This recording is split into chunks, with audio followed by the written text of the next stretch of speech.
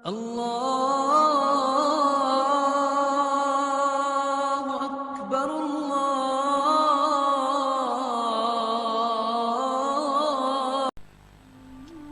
देखिए, हमारा ये अकीदा है कि कुरान हकीम है।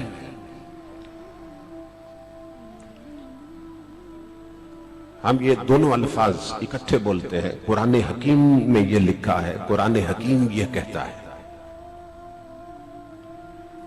यानी हम जानते हैं कि कुरान हकीम है।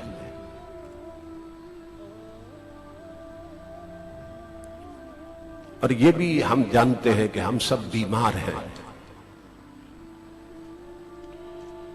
ये मानते हैं कि कुरान हकीम है और ये जानते हैं कि हम सब बीमार हैं, मगर इस हकीम से अपना इलाज नहीं करवाते।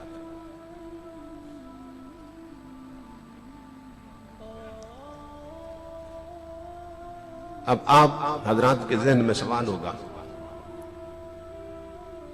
कि हम तो ठीक ठाक हैं, कोई बीमारी नहीं है, तो कौन सी बीमारियों का कुरान इलाज करता है? क्योंकि कुरान हकीम है। अगर आप अपनी सोसाइटी में देखें, अपनी फैमिली में देखें, खुद अपने खानदान में देखें और खुद अपने मन में झांक के देखें, तो हम बेशुमार बीमारियों का शिकार हैं। कोई झूठ बोलने का बीमार, कोई बोझ रखने का बीमार, कोई हसद करने का बीमार, कोई कम तोलने का बीमार, कोई नमाज न पढ़ने का बीमार, कोई साहिब निसाब होने के बावजूद ज़कात न देने का बीमार, कोई साहिब इस्तिताअत होने के बावजूद हज न करने का बीमार, कोई तराजू में तोलते हुए डंडी मारने का बीमार, कोई फिल्में देखने का बीमार, कोई ड्रामे देखने का बीमार, कोई तवाइफों के गाने सुनने का बीमार, कोई तिलावत कुरान न करने का बीमार, कोई नमाज छोड़ने का बीमार, कोई तराजू में तोलते हुए डंडी मारने का बीमार, कोई शादी के मौका पर जो हुजूर की सुन्नत है डेक लगाकर तवाइफों के गाने चलाने का बीमार, कोई अपनी ही बहू बेटियों से शादी के मौका पर ढोलकी बजाकर गाने सुनने का बीमार,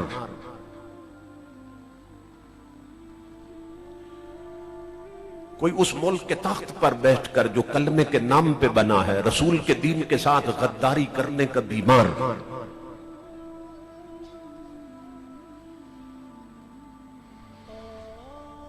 कोई औलाद है तो मां बाप का दिल दुखाने की बीमार, कोई बेटी है तो मां को सताने की बीमार, कोई बीवी है तो खामद की हुक्म अदूली करने की बीमार, कोई खामद है तो बीवी के हुकूक पूरे न करने का बीमार,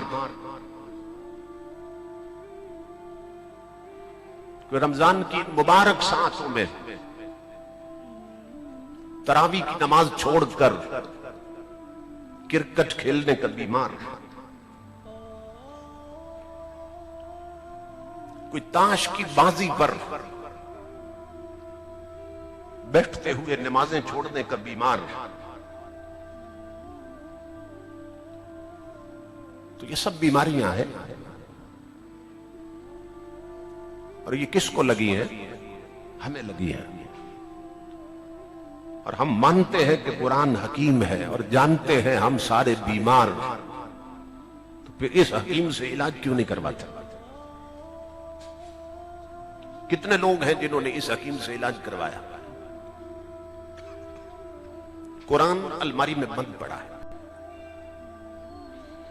और माए बहने बेटियां रोमांटिक नावल पढ़ रही हैं, जवान टच मोबाइलों में गुम है, बूढ़े बूढ़े लोग भी फिल्में और ड्रामे देखने में महव, और वो जो एक कंप्लीट कोड ऑफ लाइफ है, एक मुकम्मल ज़ाब्ता हयात, जो आबे हयात है, वो घर की अलमारी में बंद पड़ा। जिसे सामने रहना था उसे छुपा के रखा है, जिसे छुपा के रखना था उस टीवी को सामने लगा के रखा है।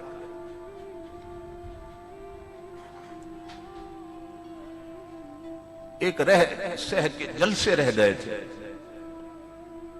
कि जिनके जरिए हुजूर का मैसेज कन्वे करना था, हुजूर का पैगाम पहुंचाना था, और वो भी ज़हनी तअय्युश का शिकार हो चुके हैं। बड़ी बड़ी महफिलें वो सुरताल की नजर हो जाती हैं,